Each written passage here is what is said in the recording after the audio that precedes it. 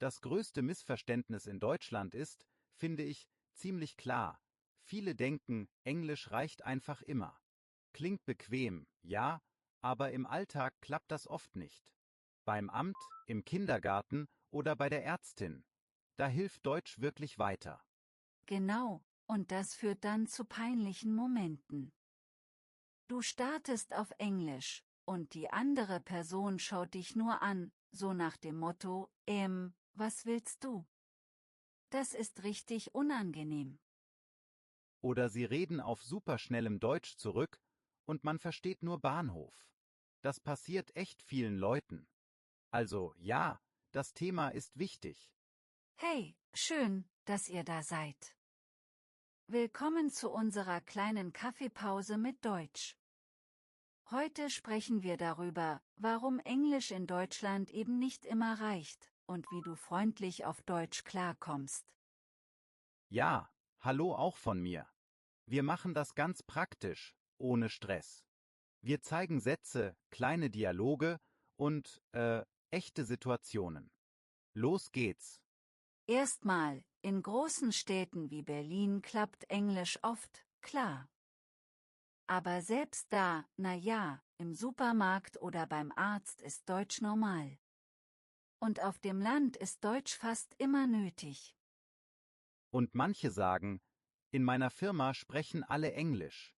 Ja, in Start, UPS vielleicht, aber schon beim Hausmeister, bei der Hausverwaltung oder im Verein brauchst du Deutsch. Sonst verpasst du einfach viel. Ich habe neulich eine Story gehört. Eine Mutter wollte im Kindergarten schnell was klären. Sie sprach selbstbewusst Englisch. Die anderen Eltern nickten höflich, aber keiner antwortete. Dann hat sie gemerkt, oh, ich muss das auf Deutsch sagen. Ja, das kenne ich auch. Viele Deutsche haben Schulenglisch, aber sie sind unsicher. Sie wollen nichts Falsches sagen und bleiben dann lieber auf Deutsch. Deshalb hilft es, wenn man selbst einfache deutsche Sätze nutzt. Wollen wir direkt mal ein kleines Rollenspiel machen? So ein Mini-Dialog an der Kita-Tür, ganz simpel. Erst die nicht so gute Version, dann die bessere, okay? Klar, ich bin der Vater, der nur Englisch spricht. Und du bist die Erzieherin. Los. Schlechte Version. Erzieherin, guten Morgen. Vater, hi, do you have a minute? I need to ask about tomorrow, pickup time. Erzieherin, morgen? Abholen? Können Sie auf Deutsch sprechen? Vater, oh, sorry. I don't speak much German. Siehst du, das wird schnell holprig. Jetzt die bessere Version mit einfachen Sätzen. Erzieherin, guten Morgen. Vater, guten Morgen. Entschuldigung, mein Deutsch ist noch nicht so gut. Kann ich morgen um 2:30 abholen?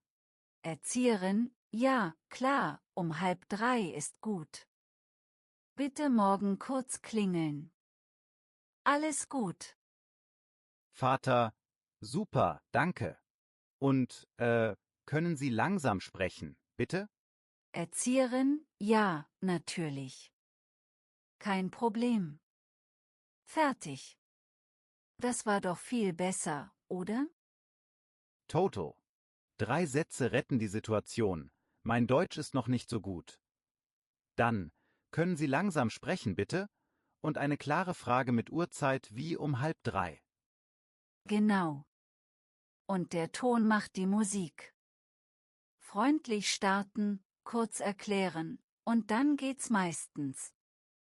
Die Leute helfen gern, wenn sie sehen, du gibst dir Mühe. Noch ein Punkt. Viele denken, Schule Englisch in Deutschland ist mega gut. Ist es manchmal, ja, aber oft fehlt Praxis. Smalltalk, Kinder, Arzt, Handwerker, da sind Leute auf Deutsch viel sicherer. Und noch was, das ich oft höre, ich will perfekt Deutsch sprechen, sonst sag ich lieber nichts, nee, das blockiert total. Einfach sprechen, Fehler sind normal. Hauptsache, Du versuchst es. Kurzer Tipp für den Alltag. Lern kleine Starter wie Entschuldigung, ich lerne noch Deutsch. Oder können wir langsam sprechen? Und auch, wie sagt man das auf Deutsch? Das öffnet Türen. Ja. Und wenn du wirklich gar nichts verstehst, sag, Moment, ich schreibe das bitte auf, oder können Sie das wiederholen, einmal tief atmen, dann wird's klarer. Bevor wir weitergehen, ganz kurze Mini-Übung für euch alle. Sagt mal laut mit mir, ich lerne noch Deutsch. Können Sie bitte langsam sprechen? Sonntag. Noch einmal. Klingt doch gut, oder? Okay, Halbzeitcheck. Weißt du noch, was mein Deutsch ist noch nicht so gut bedeutet und warum es hilft? Genau, es macht dich ehrlich und freundlich, und die andere Person spricht dann meist langsamer. Kleiner Satz, große Wirkung. Super. Weiter geht's. Viele Fragen. Reicht Englisch im Job? Kommt drauf an. In Meetings mit internationalen Teams oft ja. Aber beim Betriebsrat, in der Kantine, beim Arzttermin über die Firma, da ist Deutsch Gold wert. Und Integration, also dieses Ankommen im Alltag, passiert auf Deutsch. Im Sportverein, im Chor, beim Stammtisch. Wenn du immer Englisch sprichst, bleibst du ein bisschen außen vor, verstehst du? Oh ja, Vereine sind top. Ich war mal in einem kleinen Fußballverein. Da lernt man Wörter wie auswechseln, Anstoß, Foul, ganz automatisch. Und man lacht zusammen, das hilft total beim Merken. Ich hab noch eine zweite Mini-Story. Ein Nachbar hat sich vorgestellt und gesagt, mein Deutsch ist nicht so gut, der andere nickt freundlich und redet dann mega schnell weiter. Klassisch. Da hilft es, direkt nachzufragen, können Sie das bitte wiederholen, langsam, dann bremst es. Lass uns das kurz spielen, okay? Ich bin der neue Nachbar. Du bist die Nachbarin. Nachbarin, hallo, willkommen im Haus. Alles gut bei Ihnen? Die Heizung spinnt manchmal, und die Mülltonnen stehen hinten links, aber sonst passt's. Nachbar. Hallo. Danke. Entschuldigung, mein Deutsch ist noch nicht so gut. Können Sie das bitte langsam wiederholen? Nachbarin, klar. Die Heizung ist manchmal kaputt. Die Mülltonnen sind links hinten. Alles gut? Nachbar. Ja, danke schön. Und, wenn etwas nicht klappt, kann ich Sie fragen? Nachbarin, natürlich, gern. Einfach klingeln. So einfach ist das. 2 Sätze, und die Tür ist offen. Genau. Und bitte keine Angst vor Fehlern. Viele Deutsche freuen sich, wenn du Deutsch probierst. Es zeigt Respekt und macht die Verbindung wärmer. Was auch hilft, Apps, die ganze Sätze für den Alltag üben, nicht nur Vokabeln. Jeden Tag 5 Minuten, aber wirklich sprechen, laut. Dann hast du gleich Material für echte Gespräche. Und such dir Routinen. Beim Bäcker immer auf Deutsch. Guten Morgen, ich hätte gern 2 Brötchen, bitte.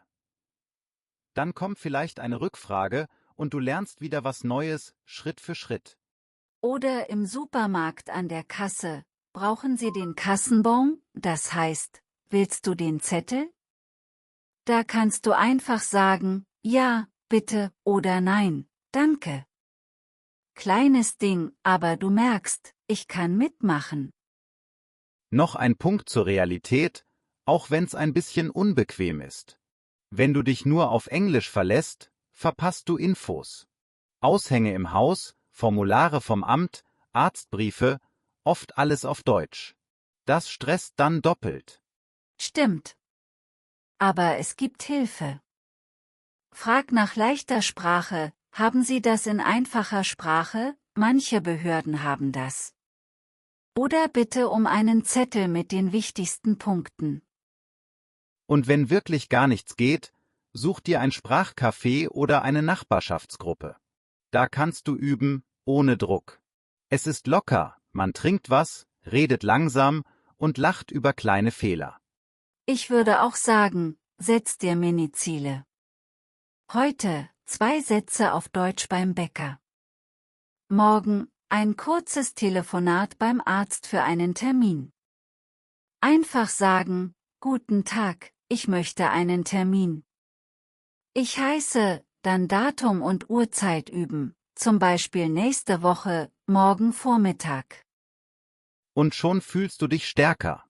Nach ein paar Wochen merkst du, hey, ich kann das. Englisch ist immer noch da, klar, aber es bleibt Plan B. Plan A ist Deutsch, freundlich und langsam.